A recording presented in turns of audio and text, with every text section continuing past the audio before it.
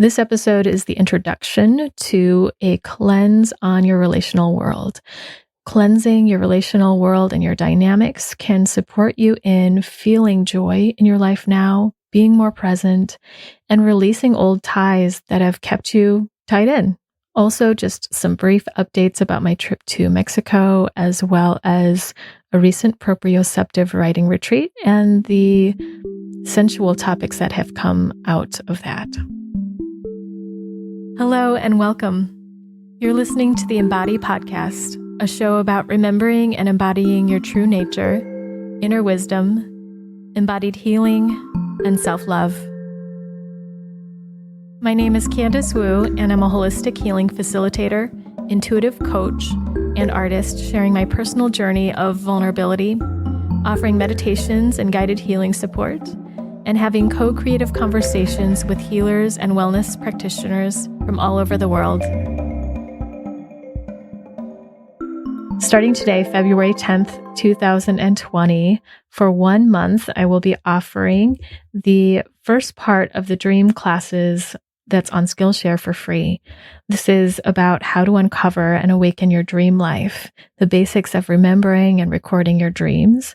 So it's how to prepare your body somatically and energetically to be able to better remember your dreams, and tips and tools for recording those dreams so that you can catch those dream fragments and stories as you wake up.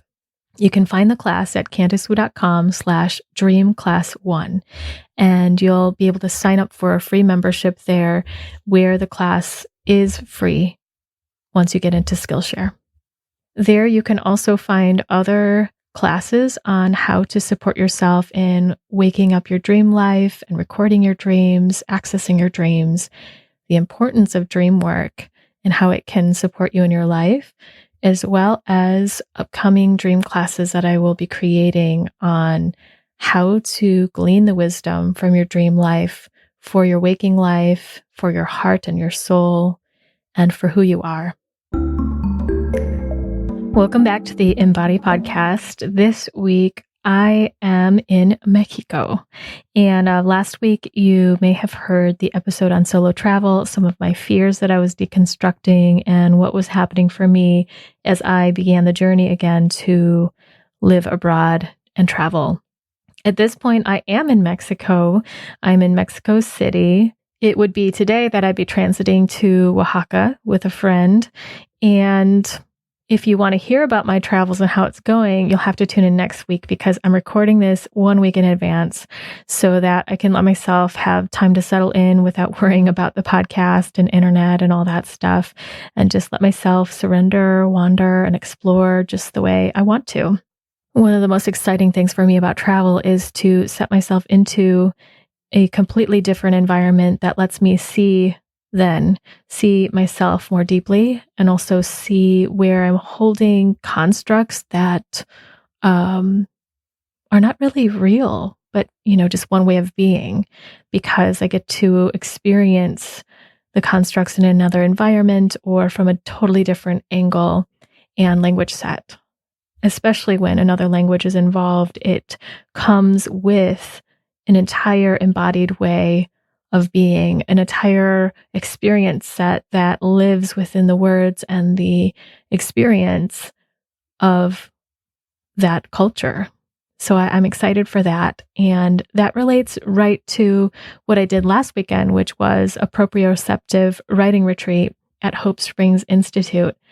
It was just what I needed. I feel like it was the perfect retreat for me to get connected with myself on a deeper level, aligned to my experience, what I mean when I speak, where I'm coming from, and yet also a stronger awareness of the space in between me and my projections, or me and my thoughts, me and the experiences I've had, so that I'm more centered in my aware self. Coming up soon, I'll also do an episode about that writing retreat and the process of it, and perhaps read some of the writings that came through. And it really is a process of listening inward and observing what comes through and writing it down. And then asking the question of, what do I mean by, and whatever word has some aliveness, to follow that thread of energy and let it come through as to what is held in the proprioceptive being, the being of us that is aware of space and time and aware of our body and holds the experience of this life and all the lives that came before it in terms of past and lineage. So it was amazing. And I hope to do a constellations retreat there. So for all of you who have been asking about a retreat, it's coming. And this place is magical and the perfect place to do it. A couple of weeks ago, I spoke about Mary Oliver in the episode where I read her poem, Wild Geese, and I'm still stuck with the words, "You only have to let the soft animal of your body love what it loves." And this writing retreat brought me closer to what I love and what touches me in a really deep way. And some of the themes that I've been exploring right now are sleep disruptions and tiredness, eroticism, gassiness, who people are to me, and the ones that seem highlighted in my life, my associations around fuck and fucking, the words fuck and fucking, sensuality, intimacy, polyamory, and play. It's a lot of relationship stuff and sexuality and sensuality. I've been curious about true intimacy, like the deepest kind where there is bare seeing and nothing to hide and nothing to hide from. And that even the most mundane things have this vulnerable, intimate, erotic quality to them when seen in that kind of light and that beauty. I had a romantic experience with someone recently that just brought me to this level of artistry, presence, and being. And it also reminded me of The Great Tamer, this dance production that I recently saw in New York that had this quality of presence, seeing, and the mundane things as sensual and beautiful, yet also macabre and deathly and disjointed, and this remembering of things, bringing things together. So all that's floating around in me. And if you're interested in that show or Hope Springs or the Proprioceptive Writing Retreat, I'll link that all in the show notes, and you get a little taste of what's been going on for me. But stay tuned for that episode where I do talk more about proprioceptive writing, because it is an important process now in my life. And I think it's really helpful and just aligns with a lot of the ways that I already tune in and listen. And to write it down gives it another level, but there's this slowness to the quality of the process that is really powerful, especially when shared with another person or a group. But now for today's topic, I want to talk about cleansing our relationships, bringing them all up to speed to the present moment. That is to say, to align to the right now, the truth of this moment, and giving us space for what wants to have been said and what wants to be said now, as well as heard or received in the interaction and exchange between you and another that may have been lingering and festering inside you for a long time, or that may be very present with you now in terms of timing that it's happening now in your life. Have you had a relationship with someone that long ended? And this can be a friend relationship, a colleague, a family member, an animal, an intimate relationship, anyone. But that this relationship is still tugging on you in some way or coming back. Relationships are held within you. They're not just a physical experience and on the physical dimension. So just discarding them or ending it doesn't always do the job. If we're fully integrated in that moment and feeling all the feels and acknowledging all of what is there, which is hard as a human being, then maybe it is done. And only you know. But if you've ever had that relationship that you haven't been in contact with someone for years or even decades, but you can't stop thinking about a certain thing about it, and it perhaps bugs you or it hurts, or you want it to go away and you push it away, or better yet, you're having dreams and they're coming into your dreams. Or the thought like, why can't I get over this or over them? Or why won't this leave me? This layer of frustration over the experience. And so if we let the frustration set to the side, or any other feelings of shame or guilt, just give a little space for what else wants to be said, what else needs to be seen or acknowledged within that dynamic and dimension and relationship, then perhaps it can truly integrate and end. There is a reason that it's coming back. And that overall reason is that there's something here for you to hold into your heart. There's something to feel through about it. And there's some wisdom there. And then there's some letting go or some feeling through and releasing, perhaps. Whatever it is likely unconscious or buried so deep because it could be painful, or it could be uncomfortable, or maybe you just haven't given yourself the time. And this is a chance here in this experiential to give yourself the space, the awareness, attention, and love to hold the experience, to let whatever it is in that relationship be heard, be acknowledged, so that you can truly move on in your heart, in your psyche, in your soul, and in your body. So it's a chance to hit the refresh and reset button.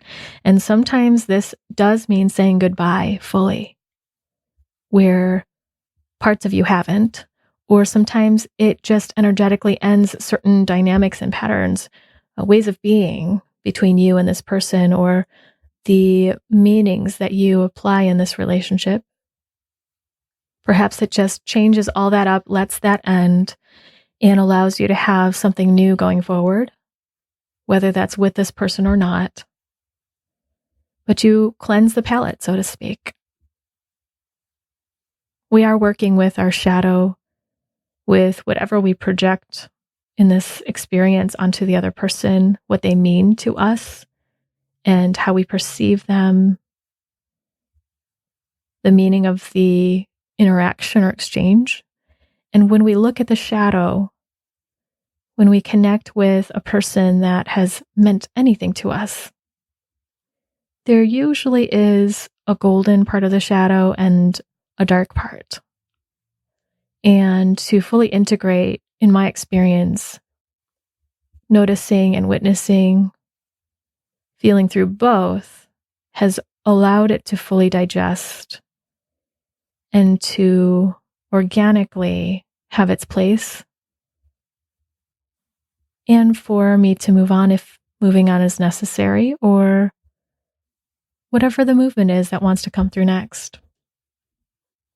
So to receive the quote unquote good and the bad, to integrate the whole of it, the painful and pleasant parts. Nick Werber, one of my good friends and colleagues in family constellations and somatic work, he also was on the podcast twice. He says that he does a ritual with those that he cares about, and it's, I say goodbye to who you were to make room for who you are. And that is an incredibly powerful statement, to do that regularly with someone you love, whether that's together or within yourself, so that you can stay present to what's truly here now. And it's really our own perceptions of that person that we're saying goodbye to. And that's part of who we are. But this goodbye, this ending, allows us to take in something and find its completion, its fruits. When someone dies or an experience ends, have you had that experience where you're just flooded with the feelings of appreciation or hurt or anger or fear, just all these different emotions that you might have felt throughout the experience, and yet they're culminating and coalescing right at this peak moment where the goodbye is coming or happening. The ending lets us see what it truly was.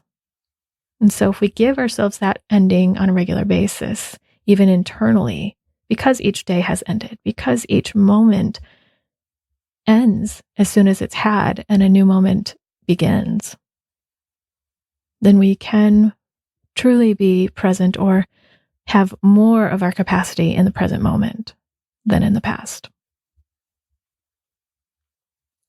I think of horses and they're so present.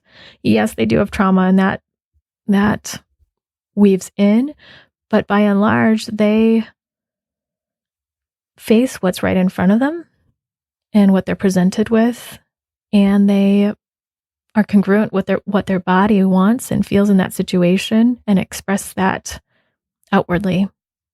Sometimes they walk away from each other and they do it. They don't sort of do it. They don't think about it. They don't halfway do it. They do it. Or sometimes there's a little bristle between one horse and another, and later they're over it and they're nuzzling. Sometimes that's their play, and sometimes it's loaded with frustration or fight. But there's a clearness to how present they are in the moment. And they learn. They learn that if something feels different and it's a little safer, that they can begin to let their guard down just a little. And of course, it's at their pace.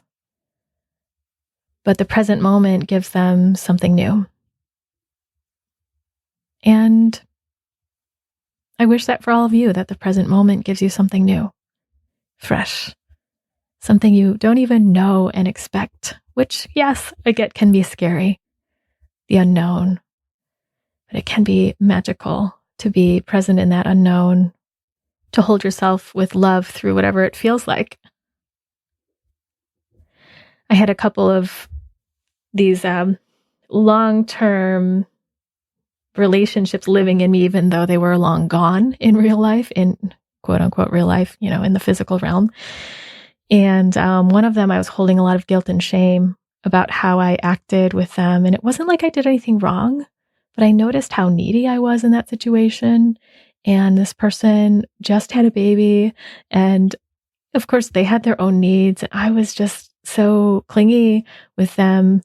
And it took some time for me to notice all of what came up for me and why I was that way, or what happened that led up to it, and the belief sets that are underneath that.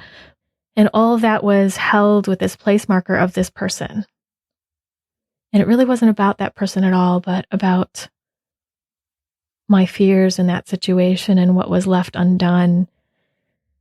So this is a chance to give yourself the attention and let your imagination come in so that whatever needs to happen can happen. Whatever did not get to happen can happen. And this is the way we can let ourselves digest it, using that tool, the brilliant tool of our imagination, to fuel and give resource to healing and wholeness. It's a chance to bring all the cells in our body, as much as we are aware of, to the alignment of who we are now in the present moment now, rather than leaving some incomplete and half-baked, so to say, or half moved through an experience, but to complete those as we see them, knowing that not everything ever could be complete, but some can. So I'm going to divide this episode into 2 parts so that it's just this introduction and then the experiential, and that you can tune into the experiential on its own without all this extra stuff in front, And if you want, you can repeat the experiential and do something like a 1-a-day cleanse or a once-a-week cleanse, where you do this experiential with another person on perhaps the list you've made of all those important to you, all those who have been important to you or have touched your life in some way, both positively and negatively, or pleasantly and painfully, however you see it, the whole dimension. Those that you wanted in your life and those you didn't. You could make a list of all those people. You could make a list of all the present people in your life, those that you want to devote more time to or cultivate more, as well as those you may want to find a new distance or space or boundary with. And you get to choose, you get to take a look at that and see what's there and held in that relationship that means something to you. And if you don't know where they are placed in your life right now, or where you want to place them, in a sense, what you want in terms of that relationship, and of course, we can't control what they want, but what you want, then you could do this process and see what happens in the aftermath, because I've often found that this has been a reset button, where even where I thought I would say goodbye completely and walk away and give a lot of space in between me and this person, perhaps not communicate with them anymore or way less, that reset, that cleansing has brought something fresh in our relationship and a new desire in me to connect, and from a different place of myself. So who knows? And I invite you to leave it open so that the space for something new can happen, whether that's being in their lives or not, whether that's new relationships coming in and the space for it, or other things that you can relate to and experience in your life that this gives space for. So tune into the episode as it comes out later this week, and I hope you enjoy it and find more space for being present in what you want here and now, today. Before we close today and we tune into the experiential, I want to mention the Ally with Death Experiential. It's an audio experience now which guides you through a simulation of your death.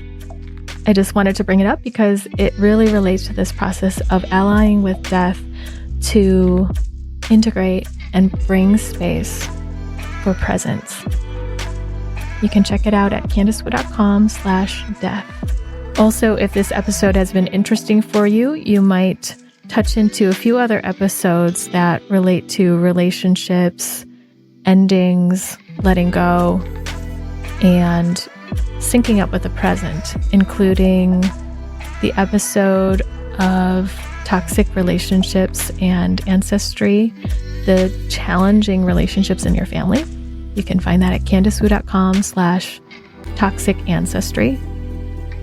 The episode on relationships ending, good grief, at candicewood.com/relationship endings.